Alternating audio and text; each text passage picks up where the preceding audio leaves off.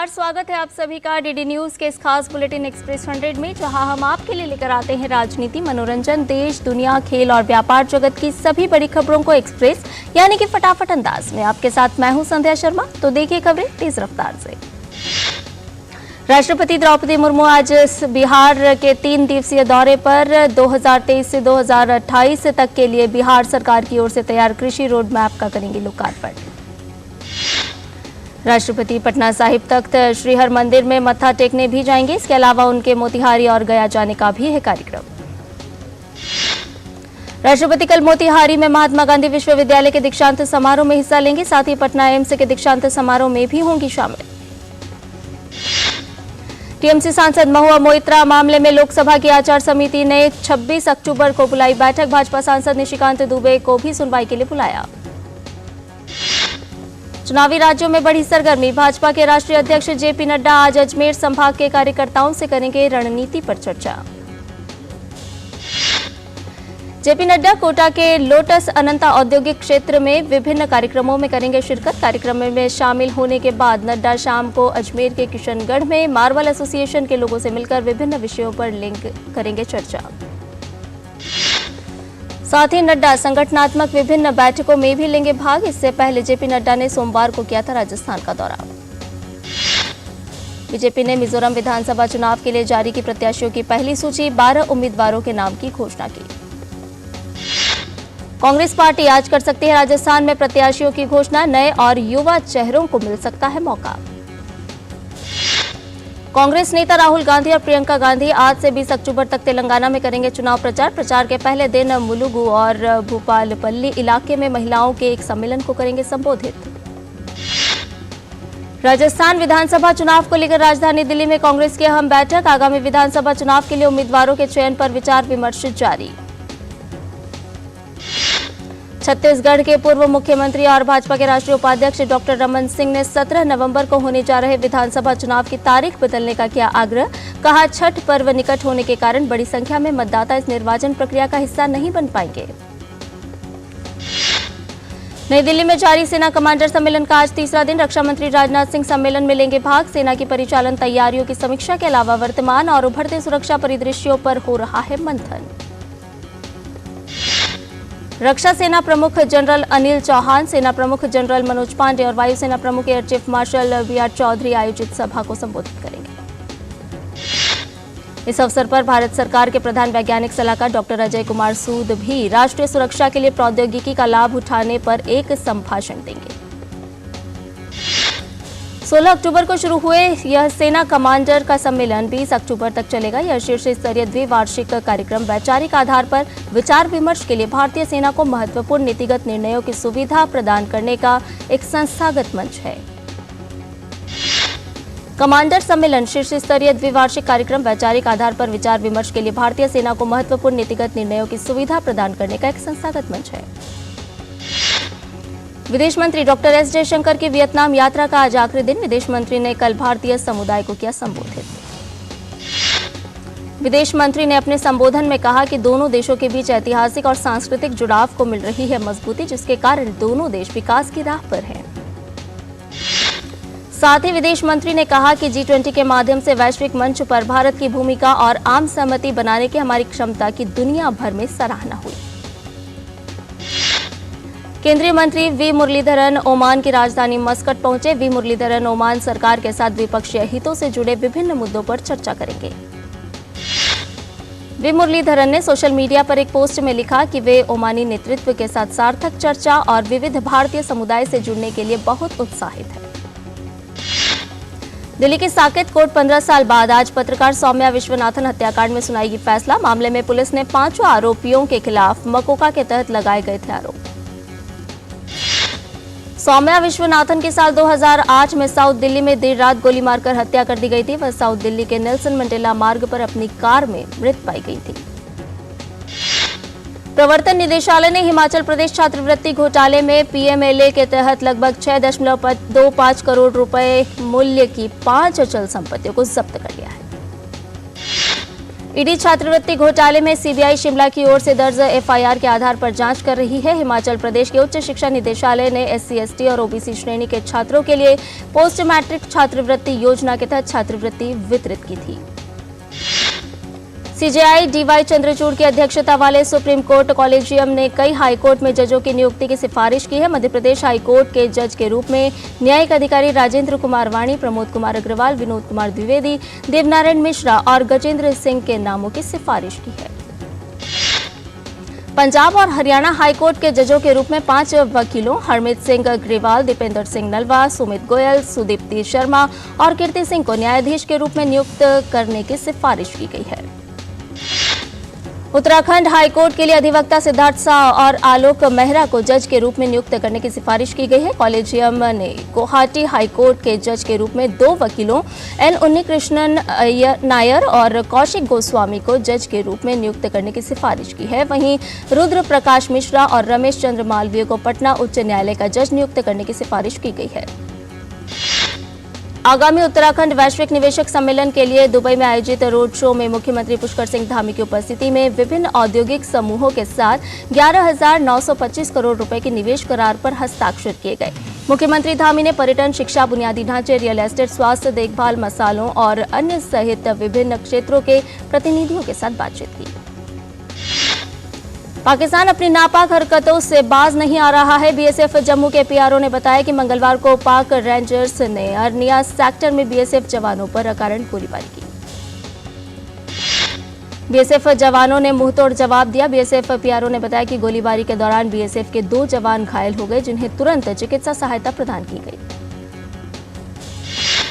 सरकार का ऑपरेशन अजय जारी। तेल अवीव से 5वीं उड़ान पहुंची दिल्ली। भारतीय नागरिकों तथा 18 नेपाली नागरिकों को लेकर ऑपरेशन अजय के तहत दिल्ली पहुंचे। हवाई अड्डे पर केंद्रीय सूचना एवं प्रसारण राज्य मंत्री डॉक्टर एल मुरुगन ने गर्मजोशी से स्वागत किया। उत्तर प्रदेश के मुख्यमंत्री योगी आदित्यनाथ 21 अक्टूबर को अयोध्या का करेंगे दौरा। जनवरी में होने वाले कार्यक्रम की तैयारियों की करेंगे समीक्षा। शारदीय नवरात्रि का चौथा दिन आज। नवरात्रि के चौथे दिन मां के चौथे स्वरूप माता कुष्मांडा की जाती है पूजा अर्चना। पीएम मोदी ने दी शुभकामनाएं। नवरात्रि के चौथे दिन झंडेवालन मंदिर में सुबह की आरती में उमड़ा आस्था का सैलाब। सुबह से ही भक्तजनों का लगा तांता। नवरात्र के चौथे दिन मुंबई के मुंबा देवी मंदिर में आरती की गई। श्रद्धालु दर्शन के लिए पहुंचे मंदिर। नवरात्रि उत्सव के अवसर पर राजकोट में गरबा नाइट्स का किया गया आयोजन। महिलाओं ने मोटरसाइकिल और कारों पर हाथों में तलवार लेकर गरबा किया। महिला सशक्तिकरण अभियान को बढ़ावा देने के लिए सीआरपीएफ की महिला बाइक रैली यशस्विनी उत्तर प्रदेश के सीतापुर पहुंच गई है। इस रैली को मेघालय के मुख्यमंत्री कोनराड के संगमा ने शिलांग में हरी झंडी दिखाकर गुजरात के लिए रवाना किया था। तमिलनाडु में पटाखा फैक्ट्री में विस्फोट से 14 की मौत। मुख्यमंत्री ने की सहायता राशि देने की घोषणा। सप्ताह के तीसरे कारोबारी दिन भारतीय शेयर बाजार गिरावट के साथ खुले। सेंसेक्स 80 अंकों की गिरावट के साथ 66,348 के स्तर पर खुला, तो वहीं निफ्टी भी मामूली गिरावट के साथ 19,799 के स्तर पर खुला। आज के टॉप गेनर्स में सिप्ला, सन फार्मा, डॉक्टर रेड्डीज और बजाज ऑटो हैं, जबकि top losers Bajaj finance, ICICI bank और बजाज फिंसर है। अंतरबैंक विदेशी मुद्रा विनिमय बाजार में बुधवार को रुपया अमेरिकी डॉलर के मुकाबले 1 पैसे की गिरावट के साथ 83.25 पर कारोबार कर रहा है। अंतर्राष्ट्रीय बाजार में कच्चे तेल की कीमतों में तेजी देखने को मिल रही है। बुधवार को ब्रेंट क्रूड ऑयल $91 प्रति बैरल से ऊपर कारोबार कर रहा है। रेटिंग एजेंसी क्रिसिल की रिपोर्ट के अनुसार भारत का इंफ्रास्ट्रक्चर खर्च 2017 से 2023 की तुलना में 2024 से 2030 के बीच दोगुना होकर 143 लाख करोड़ रुपए पर पहुंच जाएगा, जबकि 2017 और 2023 के बीच 67 लाख करोड़ रुपए था। चालू वित्त वर्ष की पहली तिमाही में भारत के शीर्ष 10 आयात भागीदारों में से केवल रूस और हांगकांग से आयात में वृद्धि दर्ज की गई है। कमजोर मांग और जिंस की कीमतों में गिरावट के कारण देश के कुल आयात में 12.2% की गिरावट आई है। जीएसटी अधिकारियों ने करीब 1000 बहुराष्ट्रीय फर्मों की भारतीय इकाइयों को कर नोटिस भेजा है। जीएसटी विभाग ने इन कंपनियों को अपने विदेशी प्रमोटर्स द्वारा विदेशी अधिकारियों को किए गए वेतन भत्तों के भुगतान पर 18% की दर से कर चुकाने के लिए कहा है। वर्ल्ड स्टील का कहना है कि भारत में इस्पात की मांग के 2023 में 1.8% की समग्र वैश्विक वृद्धि के मुकाबले 8.6% की स्वस्थ वृद्धि दर्ज करने की उम्मीद है। वर्ल्ड स्टील के मुताबिक भारतीय अर्थव्यवस्था उच्च ब्याज दर के दबाव के बावजूद स्थिर बनी हुई है और इस्पात की मांग के कारण इसकी उच्च वृद्धि गति जारी रहने की उम्मीद है। आरबीआई ने आईसीआईसीआई बैंक पर 12.19 करोड़ रुपए और कोटक महिंद्रा बैंक पर 3.95 करोड़ रुपए का जुर्माना लगाया है। आरबीआई का कहना है कि दोनों बैंकों पर जुर्माना कुछ नियामक मानदंडों का पालन नहीं करने पर लगाया गया। इस त्योहारी सीजन बैंकों द्वारा क्रेडिट कार्ड पर मिलने वाले बेनिफिट्स को कम कर दिया गया है। क्रेडिट कार्ड्स पर मिलने वाले आकर्षक रिवॉर्ड पॉइंट, इंस्टेंट कैशबैक और एयरपोर्ट के बिजनेस लाउंज तक पहुंच व कम लागत पर विदेशी छुट्टियों जैसे विभिन्न लाभों को लेकर बैंकों द्वारा कटौती की गई है। और बुलेटिन में फिलहाल लेते एक छोटा सा ब्रेक, जल्द हाजिर होंगे। थिंक आईआईटी, थिंक विद्या मंदिर, थिंक आईआईटी, थिंक विद्या मंदिर, थिंक आईआईटी, थिंक विद्या मंदिर।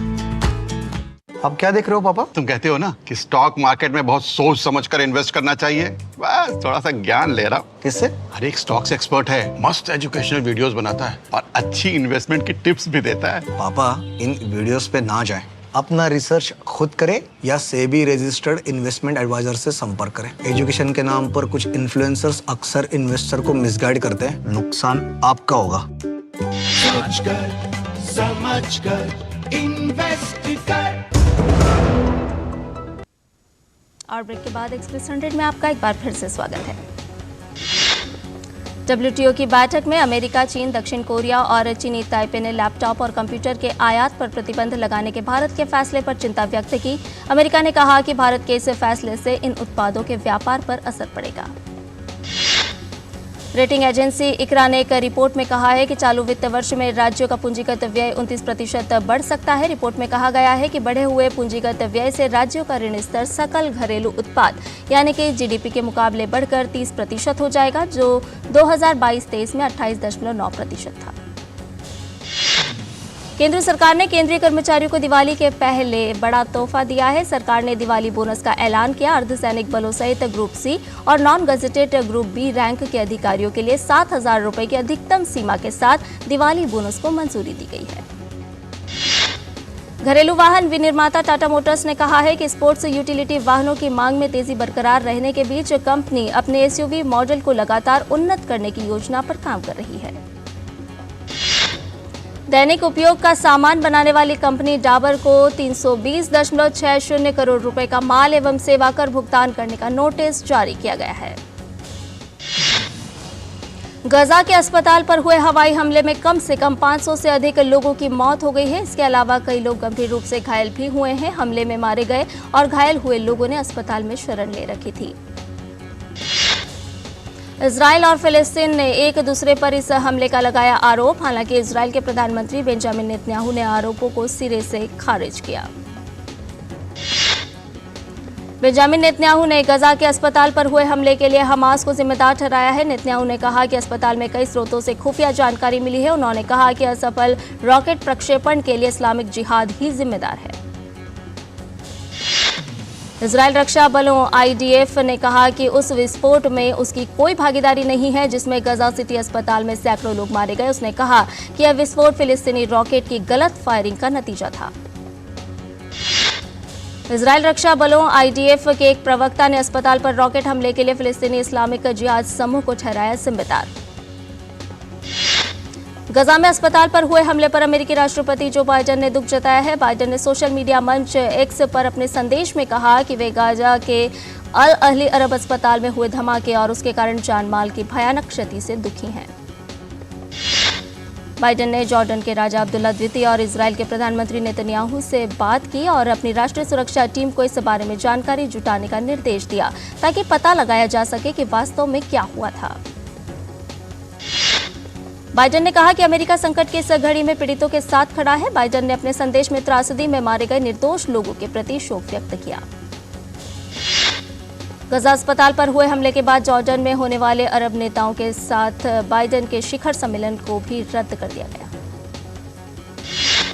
संयुक्त राष्ट्र मानवाधिकार प्रमुख ने गजा अस्पताल पर हुए हमले की निंदा की है। संयुक्त राष्ट्र मानवाधिकार प्रमुख ने कहा कि गजा पट्टी एक अस्पताल पर हुआ घातक हमला पूरी तरह से अस्वीकार्य है। उन्होंने जोर देकर कहा कि जिसने भी इस हमले को अंजाम दिया है उसे इसका जवाब देना होगा। विश्व स्वास्थ्य संगठन के महानिदेशक ने गजा में अल अहली अरब अस्पताल पर हुए इजरायली के हवाई हमले की निंदा की है। उन्होंने एक्स पर एक पोस्ट में कहा, WHO उत्तरी गजा में अल अहली अरब अस्पताल पर हुए हमले की कड़ी निंदा करता है। मिस्र ने गजा में अल अहली अरब अस्पताल पर हमले की निंदा की है और इसे अंतर्राष्ट्रीय मानवीय कानून का खतरनाक उल्लंघन बताया है। मिस्र के विदेश मंत्रालय ने एक बयान में कहा कि शरणार्थी शिविरों पर जानबूझकर किया गया यह हमला बुनियादी मानवीय मूल्यों का उल्लंघन है। संयुक्त राष्ट्र सुरक्षा परिषद में आज इजराइल गजा संघर्ष पर मतदान होगा। संयुक्त राष्ट्र सुरक्षा परिषद में आज ब्राजील के एक प्रस्ताव पर मतदान होगा जिसमें गजा पट्टी तक मानवीय सहायता पहुंचाने की अनुमति देने के लिए इजराइल और हमास के बीच संघर्ष विराम की अपील की गई है। इजराइल और हमास के बीच जारी संघर्ष का आज 12वां दिन है। अभी तक दोनों तरफ से 4100 से ज्यादा लोगों के मारे जाने की खबर है। अमेरिका के राष्ट्रपति जो बाइडेन आज दोपहर में पहुंचेंगे इजराइल। बाइडेन का शीर्ष नेतृत्व के साथ मिलने का है कार्यक्रम। अमेरिका ने लेबनान के लिए ट्रैवल एडवाइजरी जारी की है। इजराइल और हमास के बीच जारी संघर्ष का दायरा बढ़ा। लेबनान और इजराइल की सीमा पर झड़पें जारी। भारत की 2 जाबाज महिलाओं ने इंसानियत और अपनी बहादुरी का परिचय देते हुए इजराइल के नागरिकों की जान बचाई। केरल की इन दोनों महिलाओं सबिता और मीरा मोहन ने हमास के हमले से खुद के साथ साथ दूसरों की भी जान बचाई। हमास के लड़ाकों से इन महिलाओं का सामना और बहादुरी का जिक्र खुद इजराइल ने किया है। भारत में इजराइल के दूतावास ने सोशल मीडिया पर हिंदी में इनकी प्रशंसा की है और इन्हें भारतीय वीरांगनाएं बताया है। रूसी राष्ट्रपति व्लादिमीर पुतिन ने कहा कि मॉस्को के हितों को दबाया नहीं जा सकता और अमेरिकी राजनेताओं को दूसरों का सामना करना सीखना चाहिए। पुतिन की यह प्रतिक्रिया अमेरिकी राष्ट्रपति जो बाइडेन की टिप्पणियों के बाद आई है। कनाडा के प्रधानमंत्री जस्टिन ट्रूडो ने गजा अस्पताल हमले पर जताया दुख। ट्रूडो ने की हमले की जवाबदेही तय करने की मांग। आईसीसी क्रिकेट विश्व कप में एक और बड़ा उलटफेर। धर्मशाला में खेले गए मुकाबले में नीदरलैंड्स ने खिताब की दावेदार दक्षिण अफ्रीका को 38 रन से मात दी। नीदरलैंड्स ने बारिश के कारण बाधित मैच में दक्षिण अफ्रीका के सामने जीत के लिए 43 ओवर में 246 रन का लक्ष्य रखा है। जवाब में दक्षिण अफ्रीका की पूरी पारी 207 रन पर सिमट गई। वनडे विश्व कप में आज चेन्नई में अफगानिस्तान का सामना न्यूजीलैंड के साथ होगा। अफगानिस्तान की टीम ने अपने पिछले मुकाबले में डिफेंडिंग चैंपियन इंग्लैंड को हराकर बड़ा उलटफेर किया है। न्यूजीलैंड की कमान एक बार फिर विकेटकीपर बल्लेबाज टॉम लाथम के हाथ में होगी क्योंकि नियमित कप्तान केन विलियमसन बाएं अंगूठे में फ्रैक्चर के कारण कुछ मैचों से बाहर हैं। क्रिकेट श्रीलंका ने धनुष्का गुणतिलका पर यौन उत्पीड़न के आरोपों पर लगे प्रतिबंध को हटा लिया है। इस क्रिकेटर पर ऑस्ट्रेलिया में लगे थे यौन उत्पीड़न के आरोप। दिल्ली में रक्षा मंत्री राजनाथ सिंह एशियाई खेलों में हिस्सा लेने वाले सेना के खिलाड़ियों को सम्मानित किया। इस अवसर पर रक्षा मंत्री ने कहा कि आपने पदक जीतकर देश का नाम रोशन किया है। आईओसी के 141वां सत्र का मंगलवार को समापन हो गया है। सत्र के अंतिम दिन 8 नए सदस्यों का चयन हुआ जिसमें अंतर्राष्ट्रीय ओलंपिक समिति के सदस्यों की संख्या 107 हो गई है। पीवी सिंधु ने डेनमार्क ओपन के प्री क्वार्टर फाइनल में स्थान बना लिया है। सिंधु ने स्कॉटलैंड की क्रिस्टी गिलमोर को 21-14, 18-21, 21-10 से हराने में सफलता पाई। इंग्लैंड ने यूरो 2024 के लिए किया क्वालिफाई। इटली को 3-1 से दी मात। जीत में चमके हैरी केन और मार्कस रैशफोर्ड। हैरी केन ने खेल के 32वें और 77वें मिनट में किया गोल। इंग्लैंड के लिए केन द्वारा गोल करने की संख्या पहुंची 60। डेनमार्क ने यूरो क्वालिफाइंग में सैन मैरिनो को 2-1 से हराया। डेनमार्क की टीम को 2020 के यूरो कप के सेमीफाइनल में इंग्लैंड से मिली थी हार। स्लोवेनिया की टीम ने उत्तरी आयरलैंड को 1-0 से हराया। स्लोवेनिया की ओर से केरिन ने गोल किया। यूवेंटस के मिडफील्डर निकोलो फैगियोली को इटली फुटबॉल फेडरेशन ने 7 महीने के लिए किया प्रतिबंधित। बेटिंग नियमों की अनदेखी के चलते लगाया प्रतिबंध। फ्रांस और स्कॉटलैंड के बीच खेला गया दोस्ताना मुकाबला रहा फ्रांस के नाम। टीम ने 4-1 से स्कॉटलैंड को दी मात। ब्रिटेन के कैमरन नूरी जापान ओपन से बाहर हुए, अमेरिका के टेलर फ्रिट्ज के हाथों मिली हार। एक्शन ड्रामा फिल्म लियो 19 अक्टूबर से बॉक्स ऑफिस पर धमाल मचाने के लिए तैयार है। इस बीच फिल्म ने साल की सबसे बड़ी ब्लॉकबस्टर जवान को पहले दिन की एडवांस बुकिंग के मामले में पीछे छोड़ दिया है।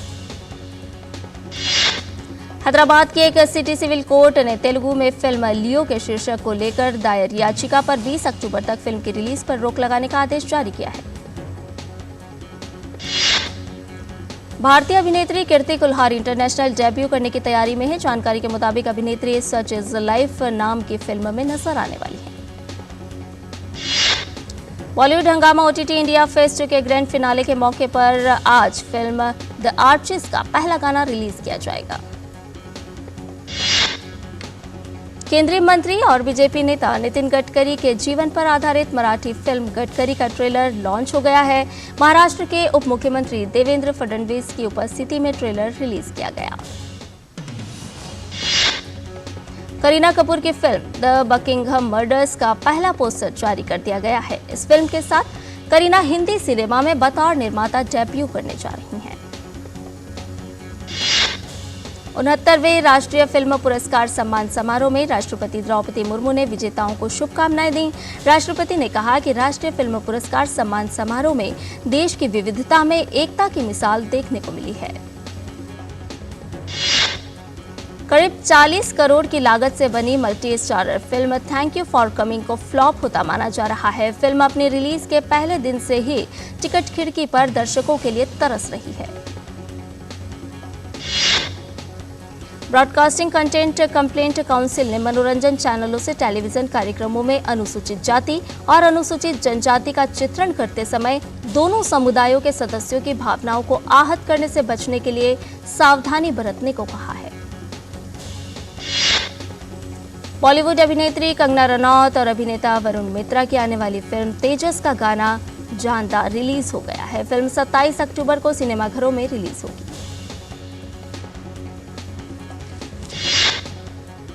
और एक्सप्रेस न्यूज में फिलहाल इतना ही। हमें दीजिए इजाजत, लेकिन आप देखते रहिए डीडी न्यूज। नमस्कार।